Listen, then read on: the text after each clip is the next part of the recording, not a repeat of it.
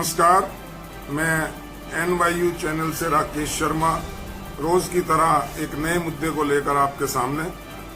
और आज का मुद्दा, जैसा कि आप सबको पता ही है कि कोरोना के चलते हुए, कोविड-19 के चलते हुए हमारे वकीलों के सामने बहुत सारी समस्याएं आ गई हैं और इन समस्याओं से वकील जूझ रहा है।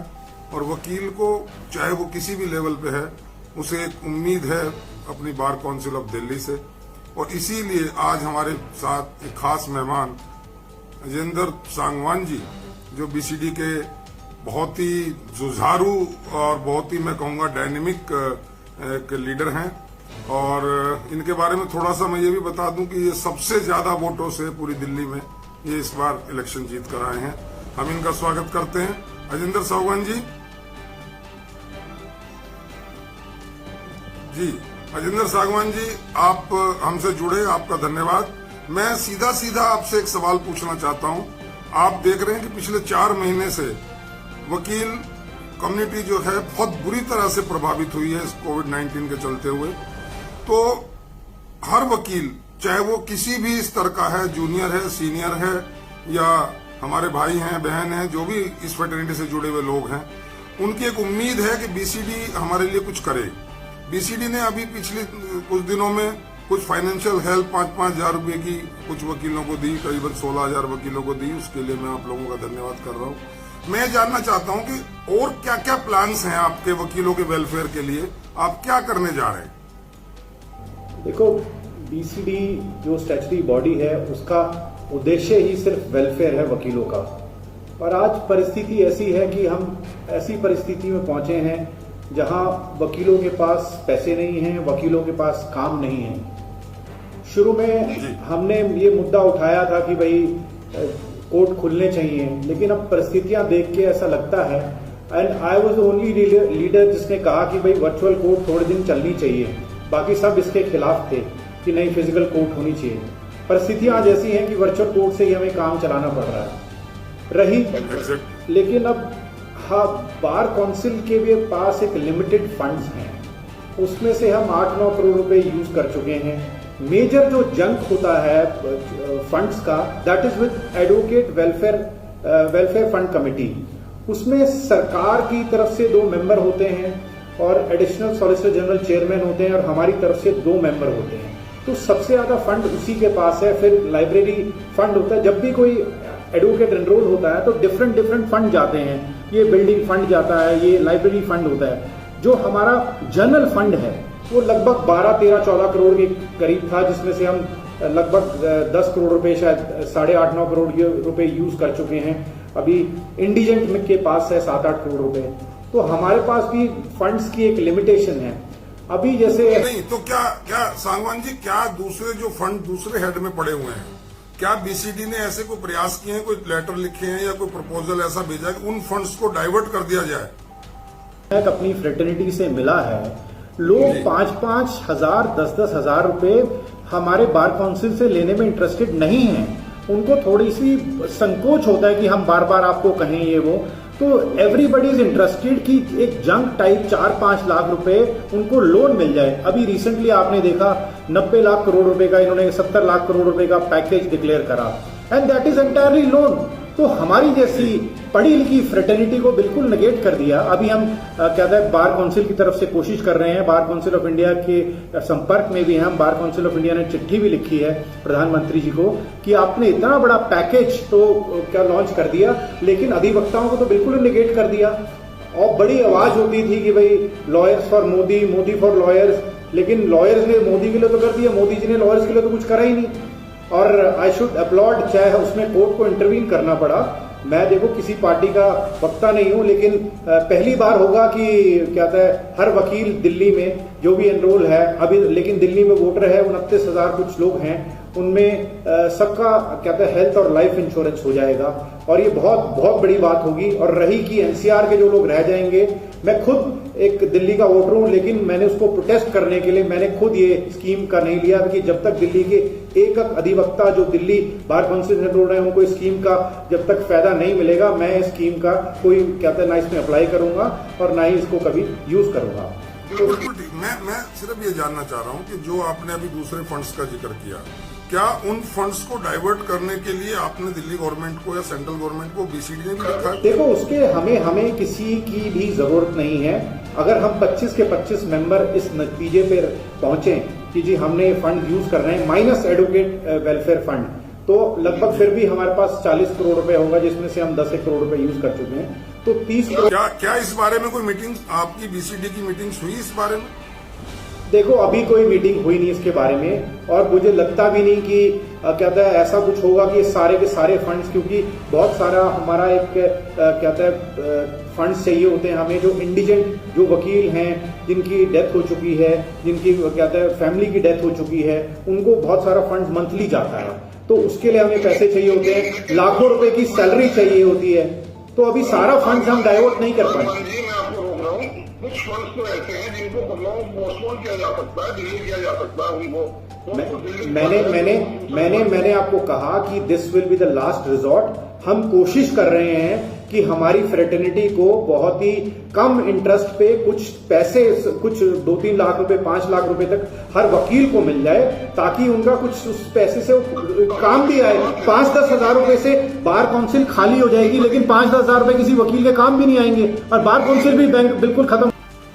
तो वो जो लोन है वो बीसीडी मुहैया कराएगी, या आप गवर्नमेंट से टाई करके गवर्नमेंट के जो बैंक है, नेशनलाइज बैंक है, उनसे करेंगे? कोशिश कर रहे हैं कि क्या कहता है ये लोन गवर्नमेंट बैंक से मिले, और अभी जो बीजेपी की लीगल सेल है उन्होंने भी अपनी तरफ से रिप्रेजेंटेशन दिया है, बार काउंसिल ऑफ इंडिया का रिप्रेजेंटेशन भी गया है, तो कोशिश सब कर रहे हैं, और होपफुली जब सरकार सबको लोन बांट ही रही है तो क्यों ना हम वकीलों को भी दिया जाए। आपको इंडिविजुअल तौर पे ये नहीं लगता कि इस कोशिश में कोई इमरजेंसी फुटिंग पे काम नहीं हुआ?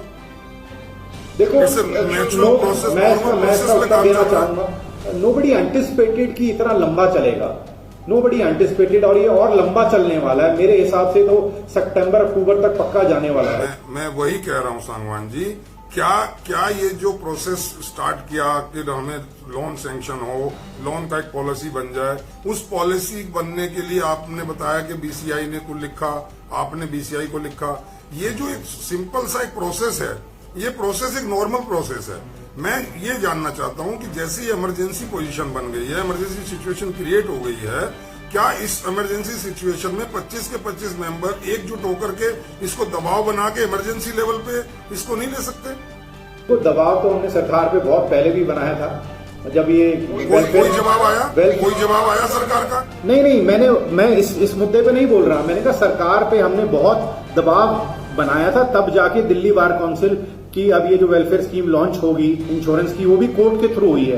तो सरकारों को तो आप चिट्ठी लिखते रहोगे, वो नहीं करते। अभी हमने एक प्रोसेस चला है, इसमें टाइम लगेगा। अब कितना टाइम लगेगा मैं जानता नहीं, हम दोबारा से इसको फॉलो अप करेंगे। ये मैं एश्योरेंस देना चाहता हूं अपनी फ्रेटर्निटी को कि कम से कम 5 लाख रुपए एक अधिवक्ताओं को लोन मिलेगा। गवर्नमेंट की तरफ से कोई रिस्पॉन्स पॉजिटिव या नेगेटिव नहीं आया आपके साथ? देखो, अभी जो हमें पता चला है, it is under consideration before the finance ministry. क्या इसके लिए आपने लॉ मिनिस्टर से या लॉ डिपार्टमेंट से या finance department government of India से कोई मीटिंग अरेंज की? नहीं, अभी आप स्थिति में आप समझ सकते हैं कि बहुत कम लिमिटेड मीटिंग्स हो रही हैं, और इस मुद्दे पे अभी कोई हमारी मीटिंग हुई भी नहीं, और ना ही हमने इस पे कोई। क्या ये गलत नहीं है? क्या ये गलत नहीं है मीटिंग का ना होना? देखो, अब इसमें इस बीमारी की महामारी में अब क्या था, कितनी मीटिंग होनी चाहिए, कितनी नहीं। देखिए, इमरजेंसी में बहुत काम हो रहे हैं, मेडिकल फ्रेटर्निटी पूरा काम कर रही है, हमारे वकील लोग इमरजेंसी मैटर्स को टेकअप कर रहे हैं, चाहे वो वीडियो कॉन्फ्रेंसिंग से कर रहे हैं, कहीं से भी कर रहे हैं। तो जब आदमी की जिंदगी और मौत का सवाल हो, तो मैं समझता हूं ये भी एक युद्ध है, और इस युद्ध में हर आदमी को युद्ध के तौर पे काम करना पड़ेगा। इसमें हम नेचुरल प्रोसेस में चलें, जो नॉर्मल एक प्रोसेस है कि आप चिट्ठी लिखें, बीसीडी बीसीआई को लिखे, बीसीआई दिल्ली गवर्नमेंट को लिखे, दिल्ली गवर्नमेंट सेंट्रल गवर्नमेंट को लिखे, और वो एक लंबा 6 महीने साल का प्रोसेस, वो तो इतना टाइम नहीं है वकीलों के पास। वकील तो भूखों मर रहा है। आप तो वकीलों की जमीन से जुड़े हैं, आप तो जानते हैं, आप तो बार काउंसिल में आने से पहले भी वकीलों के वेलफेयर में जुड़े रहे हैं। तो मैं तो सिर्फ ये जानना चाहता हूं कि ये जो इमरजेंसी सिचुएशन क्रिएट हो गई है कोविड-19 के चलते, क्या इसमें बीसीडी को भी सारी वर्किंग इमरजेंसी के हिसाब से नहीं करनी चाहिए? देखो, मैं आपको पूरा एग्जैक्ट टू द पॉइंट बोलता हूं कि ये फाइनेंशियल हेल्प, फाइनेंशियल असिस्टेंस ये ज्यादा दिन चल नहीं पाएगा। हमें जो, क्योंकि आपने एक बहुत बड़ा बात कही कि भाई हमारे जो मेडिकल फ्रेटर्निटी है और जो हमारे बैंक वाले हैं सारे काम कर रहे हैं, कर्मचारी काम कर रहे हैं, तो मैं तो इस चीज को इंसिस्ट करना चाहता हूं कि हम एक फिजिकल कोर्ट को खोलने की कोशिश तो करनी चाहिए। चाहे हम एक कोर्ट से शुरू करें, थोड़ा सा एहतियात बरत के, क्योंकि अगर जब तक कोर्ट नहीं खुलेंगे तो बहुत महामारी हो जाएगी हमारी फ्रेटर्निटी में।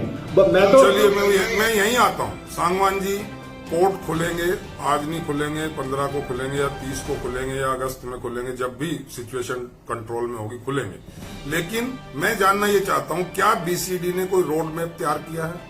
क्या कोई प्लानिंग आज की डेट तक कोई तैयार किया है कि इस ढंग से अब कोर्ट खुलने चाहिए? हाँ, बिल्कुल हमने रिप्रेजेंटेशन दिया। चीफ जस्टिस ने हमसे सजेशन मांगे थे कि आप कैसे कैसे चाहते हैं, क्या एहतियात बरत के चाहते हैं। पूरी हमने रिकमेंडेशन पब्लिक से भी मांगी थी, काफी वकीलों ने फीडबैक दिया हमें, और हमने भी रिकमेंडेशन दिए। हमारे 20-25 रिकमेंडेशन थे, जिसमें हमने कहा कि ऑल्टरनेटिव डे पे क्या था, एक कोर्ट होनी चाहिए, फिर दूसरी कोर्ट होनी चाहिए। बहुत सारे उसमें थे कि भाई हम कहते हैं सिर्फ कहते हैं 4-5 वकील ही अंदर जाएंगे, और कहते हैं हम फाइल्स का चाहे ना यूज करें, हम अपने लैपटॉप्स पे यूज करेंगे। काफी सारे बहुत सारे सजेशंस थे। तो इन सजेशंस को कहां भेजा गया? चीफ जस्टिस ऑफ इंडिया और हाई कोर्ट मुद्दे की वहां उस पर कोई उसका रिस्पॉन्स नहीं, कोई रिस्पॉन्स नहीं। देखो, दिल्ली में कोर्ट, मेरे हिसाब से जो मुझे सारी चीज पता चली है, जब तक हमारा सुप्रीम कोर्ट ऑफ इंडिया नहीं खुलेगा, दिल्ली का कोई कोर्ट खुलने वाला नहीं है। और वो पता नहीं कब तक खोलेंगे, और इस पे सारी चीजें डिपेंड करती हैं। और मैं आपको बताऊं, दिल्ली बार काउंसिल तो ओनली बार काउंसिल जिन्होंने इतने स्टेप्स ले लिए हैं अभी तक, ऊपर से लेके आप जम्मू कश्मीर से लेके केरला तक किसी बार काउंसिल ने नहीं। सांगवान जी नहीं, मैं उसमें नहीं जा रहा हूं। देखिए, 4 भाइयों में से 3 भाइयों ने कोई काम नहीं किया, तो इसलिए हमने जो किया बहुत ज्यादा कर दिया, नहीं। बट आप ये मानते हैं क्या Ajendra Sangwan as an advocate, as an advocate ये मानता है कि जो बीसीडी ने किया वो सेटिस्फैक्ट्री है? इतना ही हो सकता था, इससे ज्यादा नहीं हो सकता। इस परिस्थिति में जितना हमने किया उतना ही हो सकता था, लेकिन उससे ज्यादा हम प्रयत्न कर रहे हैं। नहीं, प्रयत्न में ही मैं आ रहा हूं कि जो आपने प्रपोजल भेजा कि कोर्ट को इस ढंग से खोलना चाहिए, आपने प्रपोजल भेज दिया, बीसीडी ने एक बना के कंपाइल करके उसको भेज दिया, और उसके बाद उसके ऊपर क्या वर्किंग हुई? उसके बाद तो जाना किसी ने उनका कोई रिस्पांस कहीं से किसी तरह का परसुएंस? चेयरमैन ने फॉलो अप करा है, चीफ जस्टिस से बातचीत भी हुई है उनकी, और लेकिन अभी तक कोई पॉजिटिव रिजल्ट ऑन पेपर कुछ नहीं आया आज की डेट। नहीं, ऑन पेपर अभी तक आपको जैसे नोटिफिकेशन आते हैं वैसे ही हमें पता चलता है कि भाई इतने दिन तक सस्पेंड हो गया काम। जी, दूसरा मैं जानना चाहता था, क्या बीसीडी ने कोई ऐसी हेल्पलाइन जारी की है जिसमें किसी भी वकील को जो बीसीडी में एनरोल है, कोई प्रॉब्लम, कोई इंक्वायरी करनी हो, कोई उसको कुछ पूछना हो, जिसमें वो पूछ सके? हर आदमी की तो अप्रोच नहीं कि वो सांगवान जी को फोन करे, या उसको नहीं पता, हर एक मेंबर को नहीं फोन करे। क्या ऐसा स्ट्रीमलाइन बनाने के लिए कोई हेल्पलाइन नंबर इशू किए हैं? इस पे चर्चा हुई थी, लेकिन अभी तक कोई डिसीजन बार काउंसिल की तरफ से नहीं लिया गया। इस पे चर्चा जरूर हुई है। मैं आपको बताना चाहता हूं कि दिल्ली में परिस्थिति ऐसी है कि ना ही सेंट्रल गवर्नमेंट को पता कि हॉस्पिटल में कितनी बेड्स हैं, कि क्या सुविधा है, ना ही दिल्ली गवर्नमेंट को पता। तो ऐसा एश्योरेंस, फॉल्स एश्योरेंस हम अपने अधिवक्ताओं को नहीं दे सकते कि हम आपके लिए इतने लिमिटेड बेड रिजर्व कर देंगे। हम मत दीजिए सांगवान जी, फॉल्स नहीं मैं कह रहा हूँ फॉल्स दें। मैं सिर्फ ये कह रहा हूँ कि अगर किसी एक साधारण वकील को कोई इंक्वायरी करनी है, कोई उसको बीसीडी से कुछ जानना है, तो उसके लिए क्या प्रोसेस है आपके यहाँ? देखो, अभी तक तो कोई ऐसा प्रोसेस नहीं है, लेकिन हम ये कितना गलत है। मैं उम्मीद करूंगा सांगवान जी, एक हेल्पलाइन नंबर आप जारी कराएं, एक हेल्पलाइन नंबर आप इमीडिएटली आज ही लोगों से बात करें, कल ही मीटिंग करें, मंडे है कल मीटिंग करें, और एक ऐसा हेल्पलाइन नंबर 2, 3, 4 नंबर दे दे जिसमें वहां आपके 2 आदमी बैठ जाएं, ताकि उनको सही गाइडेंस मिल सके। आज वकीलों में हालत यह है कि उनको कोई भी चीज पूछनी होती है तो वो या तो मुझसे पूछेंगे, आपसे पूछेंगे, एक्स से पूछेंगे, वाई से पूछेंगे, प्रॉपर जवाब मिल नहीं पाता। हेल्पलाइन से उनको जितना असिस्टेंस मिल सकती है, मैं समझता हूँ मिल जाएगी। क्या आप इसमें मेरी बात से सहमत हैं? नहीं, आपकी बात से मैं सहमत हूँ, लेकिन रही एक हेल्पलाइन की, आप किस टाइप की हेल्प? इसमें कोई टेक्निकल प्रॉब्लम, इसमें कोई फाइनेंशियल प्रॉब्लम भी मुझे नहीं लगता नहीं, मुझे फाइनेंशियल प्रॉब्लम की दिक्कत नहीं है। मुझे टेक्निकल प्रॉब्लम की दिक्कत है कि हम कहते हैं बार काउंसिल में आप क्या चाहते हैं हम कुछ डॉक्टर्स बिठाएं, या हम चाहते हैं आप क्या चाहते हैं कुछ हम डॉक्टर से हम वो कर लें कि जी हमें लिमिट। आप सुनिए ना, बीसीडी को चाहिए उस हेल्पलाइन नंबर पे जो सजेशंस आए हैं लोगों के सुनिए, लोगों की प्रॉब्लम सुनिए, तभी तो आपको पता लगेगा कि आम आदमी जो आपसे बहुत दूर है वो क्या प्रॉब्लम। मैं अभी आम अधिवक्ताओं से दूर नहीं हूं। मुझको जो फोन आते हैं वो ये आते हैं कि जी कहता है इस वकील को कोविड हो गया है, आप उसकी क्या मदद करेंगे, कौन से हॉस्पिटल में जाएंगे, किस डॉक्टर पे जाएंगे। जो जितनी भी मदद हो सकती है वो हमारे मेंबर्स कर रहे हैं, और हमने ये एश्योरेंस देते हैं कि आप खर्चे से घबराना मत, BCD will take care of it. ये हम जरूर। ओके चलिए एक लास्ट क्वेश्चन मैं आपसे पूछ रहा हूँ, क्या बीसीडी ने टिल डेट आज की डेट तक किसी कोविड पेशेंट को या किसी एडवोकेट को जिसकी फैमिली में कोविड के पेशेंट्स हैं उनको फाइनेंशियल हेल्प दी? देखो अभी इंडिजेंट कमेटी ने एप्लीकेशंस मंगवाई थी और मेरी नॉलेज में लगभग 200 एप्लीकेशन आई हैं, जिसमें जो वकील डेथ है और जिनकी फैमिली में किसको हुआ है विद इन 2-3 डेज वो फंड डिस्पर्स हो जाएंगे। टिल टुडे नहीं दिया गया है। अभी उसका वेरिफिकेशन चल रही थी ना, कुछ ऐसे एप्लीकेशंस आई हैं जो हमारे बार काउंसिल से एनरोल्ड ही नहीं है, बाहर दूसरे वो करके हैं। ठीक है, मैं सिर्फ उनकी बात कर रहा हूँ जो बार काउंसिल में एनरोल्ड हैं और वो ये कहता है कि मैं मैक्स में या मैं किसी XYZ हॉस्पिटल में एडमिट हूँ या मेरी फैमिली एडमिट है और मेरे पास पैसा नहीं है, व्हाट टू डू? तो उसमें क्या ये प्रोसीजर नहीं अपनाया जा सकता कि बीसीडी डायरेक्ट हॉस्पिटल को चेक दे दे? देखो अभी तक तो हमारे पास कोई ऐसा आया नहीं। अगर ऐसा कोई बिल्कुल ही जिसके पास पैसे नहीं होंगे तो हम जरूर कंसिडर करके उसकी हेल्प करेंगे। बट पॉलिसी अभी नहीं बनी है कि आपको इस तरह से कुछ करना है। बीसीडी की पॉलिसी की बात कर रहा हूँ। बीसीडी की पॉलिसी नहीं है, लेकिन जो अभी हमारी अधिवक्ताओं की जो हेल्थ इंश्योरेंस और लाइफ इंश्योरेंस होने वाली है ना, हेल्थ इंश्योरेंस में हम कर रहे हैं कि कोविड भी कवर हो। तो कोविड अगर कवर हो गया और वो मेरे ख्याल अगले 10-15 दिन में पॉलिसी इंप्लीमेंट भी हो जाएगी। वकील फेटर्निटी आप लोगों से, आपके जुझारूपन को देखते हुए आप लोगों से एक उम्मीद करती है और इस आशा में बैठी है कि आप लोग ऐसे कदम उठाएंगे जो पूरे देश के लिए मिसाल बनेंगे। सांगवान जी, आप लोगों से लोगों को बहुत उम्मीदें हैं, आपको मैक्सिमम वोट देकर लोगों ने भेजा है और लोगों का एक प्यार है आपके लिए, दिल में उनके प्यार है और उस प्यार के साथ साथ अधिकार भी आ जाता है। तो मैं समझता हूँ उसी अधिकार के साथ आपको वार फुटिंग पे काम करना होगा और जो डिसीजंस अभी नहीं हुए हैं आपको एक लास्ट क्वेश्चन में करके इस बात को खत्म करूंगा आज की चर्चा को। क्या जो डिस्ट्रिक्ट बार एसोसिएशंस हैं उनसे आपको पूरा कोऑपरेशन मिल रहा है जो आप समझते हैं मिलना चाहिए?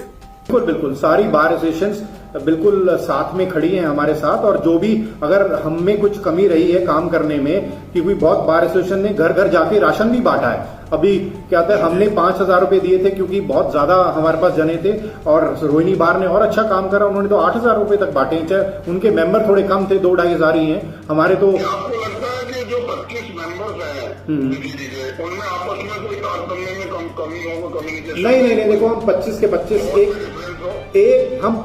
25 एक पिलर की तरह हैं और सबकी एक राय है कि गुड। और अगर ऐसा है तो कोई भी पॉजिटिव प्रपोजल, कोई भी क्रिएटिव प्रपोजल मैं समझता हूं बिना किसी नोक झोंक के, बिना किसी इफ एंड बट के पास हो जाना चाहिए बीसीडी में। And we hope on behalf of all legal fraternity, मैं उम्मीद करता हूं कि बीसीडी इस चीज को कंसीडर करेगी और बीसीडी फटाफट इसको इमरजेंसी लेवल पे लेकर के अपने डिसीजन दे, ताकि लोगों को लगे कि हमने जिनको भेजा है वो हमारे लिए कितने चिंतित हैं, हमारे लिए क्या कर रहे हैं। ठीक है, मैं एक चीज क्लियर करना चाह रहा हूं आपकी हेल्पलाइन के बारे में। देखो हेल्पलाइन अभी तक इसलिए लॉन्च नहीं हुई है, अभी चीजें पाइपलाइन में हैं कि अगर हम एक हेल्पलाइन नंबर दे दें और वकील, हमारा भाई वकील या हमारी बहन उस पर फोन करें और रिस्पांस ना आए तो रिस्पांसिबिलिटी हमारी होती है ना। हम कोशिश कर रहे हैं डॉक्टर्स को उसमें पैनल पे लिया जाए, वो डॉक्टर्स कॉल अटेंड करें। हम कोशिश कर रहे हैं कुछ हॉस्पिटल से टाई अप करने के लिए, वो पाइपलाइन में है। जब तक हमें कंक्रीट वो नहीं मिल जाता तो हम कहते हैं झूठा वादा, झूठी कोई हम ठीक है, हम उम्मीद करेंगे कि इस पे आप बहुत जल्दी वार फुटिंग पे काम करके इस पे डिसाइड करेंगे, इसको डिसीजन लेंगे। और लास्ट में कोई मैसेज अपने लीगल फ्रेटर्निटी के लोगों के लिए, फेलो एडवोकेट्स के लिए, भाई बहनों के लिए? आपने मुझे इतनी ज्यादा वोटों से जितवाया है और मेरी रिस्पॉन्सिबिलिटी है कि आज ऐसी परिस्थितियां आए तो आउट ऑफ टर्न जाके भी मैंने क्या था, बार काउंसिल ने तो जो मदद करी है, उसके अलावा पर्सनल फ्रंट पे भी जो मेरे से मदद हुई है मैंने करी है और करते रहेंगे। तो कभी भी किसी अधिवक्ता को किसी एनी टाइप की कोई जरूरत हो तो ही कैन कॉल मी। मेरा नंबर सबके पास है, मैं दोबारा से दोहरा देता हूं 9811164628। 24 घंटे में जनता ने ही मुझे बनाया है, मैं जनता के लिए हूं। मेरी जनता मेरी सब कुछ है, मेरी मालिक है, मेरे वकील अधिवक्ता ही मेरी दुनिया है, तो मैं उन्हीं के लिए हूं और उनकी वजह से हूं। यही उम्मीद थी और आपसे फिर हम एक बार जुड़ेंगे। जब तक आप मुझसे उम्मीद है कि आप नए कुछ डिसीजंस लेकर के एक बातचीत दोबारा आपसे करेंगे, तब तक के लिए आपको शुक्रिया। आप आए, आप हमसे जुड़े, आपका धन्यवाद। Thank you. जय हिंद, जिंदाबाद, जय। ओके।